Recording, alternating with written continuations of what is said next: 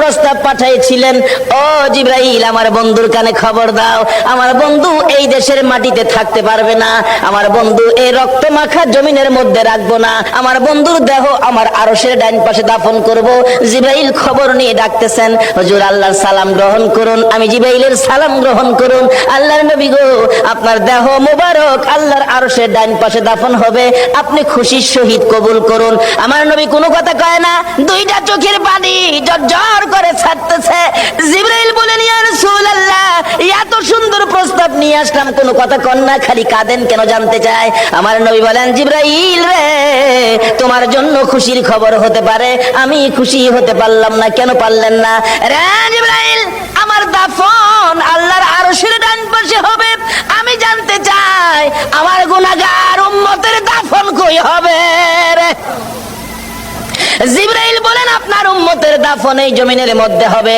আমার নবীর কান্না আরো বেড়ে গেছে। জিবরাইল, না না, সইতে পারি না, আমি আরশে থাকবো আর আমার উম্মতেরা এই জমিনে থাকবে, আমার মন মানে না, প্রস্তাব আমি রাখবো না, আমার পক্ষ থেকে একটা প্রস্তাব আমার প্রভুর দরবারে তুলে ধরো।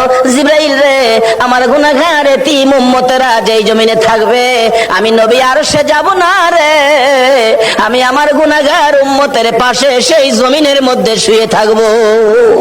আরে দয়ালো নবী, প্রেমের ছবি আর আসবে না জগতে, আমার দয়ালো নবী, প্রেমের ছবি আর আসবে না হাসর দিনে উম্মত বিনে, হাসর দিনে উম্মত বিনে যাবে না নবীজি বেহেশতে, দয়ালো নবী, প্রেমের ছবি আর আসবে না জগতে, আমার দয়ালো নবী, প্রেমের ছবি।